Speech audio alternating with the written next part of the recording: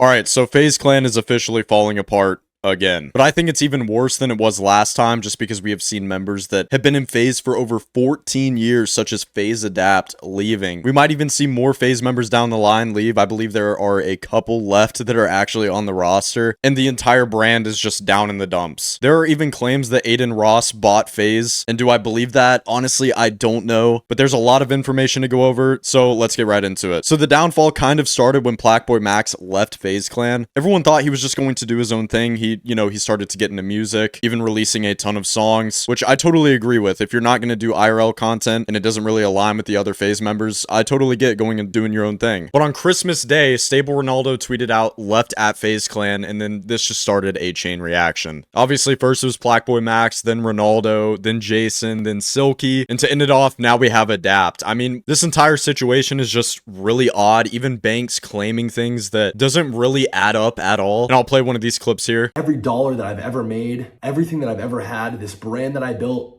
I used all of it as leverage to start these guys as a content group and to kick this shit off with the sole goal and intent to bring FaZe back to the top, which we did. We did that all collectively. This was one of the worst decisions I've ever made in my entire life. I gave up my entire adult life to this. I have put myself in millions and millions and millions of dollars in debt. I have never made not one singular dollar outside of my salary via FaZe. Not selling it, not buying it, raising money.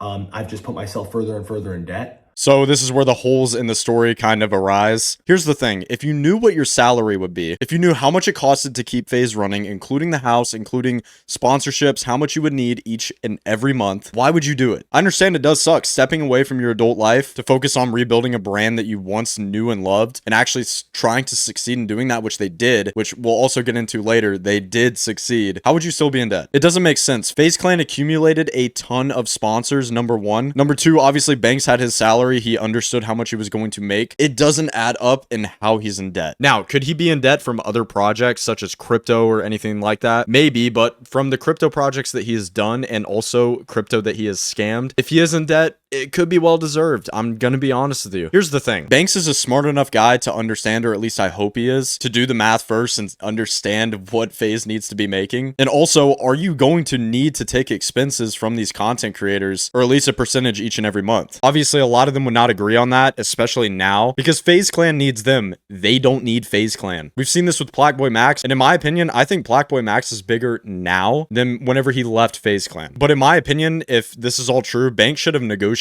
better at the start of everyone's contracts. But there's just a lot of holes in the story and a lot of slip-ups that I feel like Banks could have easily prevented if he's telling the truth, and that he's smart enough to not do. Now let's get into those NDAs. So this all started with Blackboy Max's cousin posting a video saying this. I'll give you one part.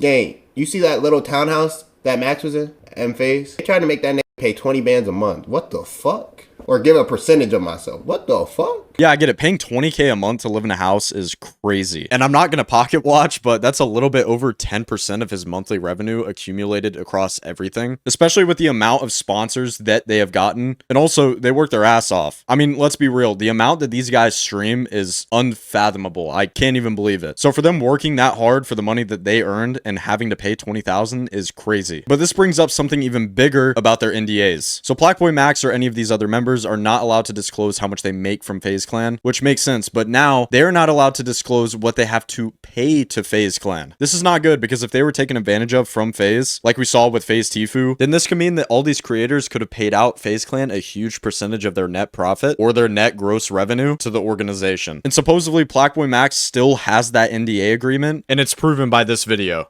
As I know, FBD worked for me. It's my cousin. Now he streams now.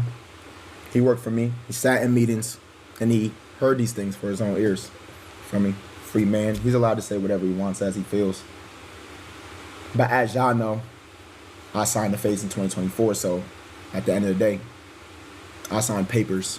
There's certain things I can and can't say. But FBD, I ain't signed that. Obviously, all of these guys are not allowed to disclose how much they are paying or how much they made. So we really won't know the full truth of the story for a while. So we have to get it from people that were quote unquote in the room whenever there were meetings with FaZe, and we just have to hear it from all third-party sources. And I think that's also why we've been seeing a lot of these streamers like brothers and sisters, including Lacey's brother and Blackboy Max's cousin. As of recording this video as well, FaZe Rug just tweeted out a sad and heartbroken emoji. He's like the last real creator in there. It's really sad to see what's happening to FaZe Clan. I mean, I don't know about y'all, but I've been watching FaZe ever since, like, oh my gosh, like 2014, 2015. And to see the first downfall and it come back and then now downfall again, it's really sad to see. Now let's also go back to the old clip of FaZe Banks that we had earlier in the video, but he had to say this of what the other members were saying about each other. Max, I know we've had like our individual differences, and I know I haven't really seen eye to eye with a lot of the talent because truthfully and honestly,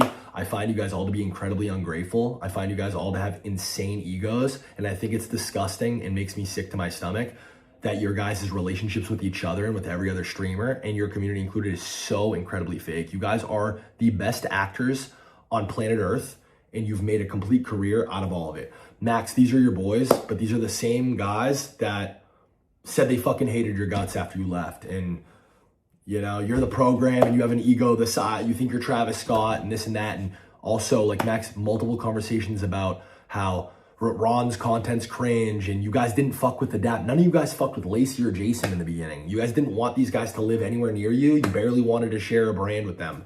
But FaZe was gonna fund a Miami house for you, Rage, Silky, and Kason. So fuck it, we'll take what we can get. And then it all worked, and we forced this relationship. I would hope anyone watching could sit here and understand why I would be frustrated. Where's the money? It's in Blackboy Max's bank account. It's in fucking Silky's bank account. It's in Jason, Ronaldo, Lacey's bank account. All right, first let's go over the relationships. Could they have been fake? It's very possible. I mean, we really don't know what goes on behind the cameras. Maybe other people that were there, hopefully they speak out and we know the full story, because I don't want to point fingers at Banks. He is the sole reason why FaZe went from nothing to something. Obviously not the sole reason, but the huge majority reason, because he bought back FaZe, or at least a huge majority. But could they have been acting? I don't know. I mean, if they did a very good job. Like you said, they could be the best actors in the world, but it just doesn't seem right to me, and I don't understand why they wouldn't like each other so much. But let's talk about more of the financial side. So supposedly Banks bought back 25.5% of the company and took out a close to $11 million loan, since the company was valued at $40 million. But I can see the biggest reason why Banks is pissed in all of this is because he was so nice at the start. Obviously, like we said, he rebuilt FaZe and he got nothing from the creators, and he used his own money, credit, everything to try and rebuild it. All Banks should have done is focused on repaying that loan, including with the creators. But yes, he was nice enough to not use a monetization system that would allow this. Listen, there is so much about this story that we still don't have answered, and hopefully a lot more people do come out that were in the house or lived in the house that weren't creators, so that we get all sides of the story. The moral of the story is, don't start something if it's going to affect you that bad later down the line. And if there's ways to prevent being in a bad situation or a pit, then you should think about that first before signing anything. Anyways, guys, make sure to sub to the channel to keep up with all news and drama. It's been your boy Tricky, and I'm out. Peace.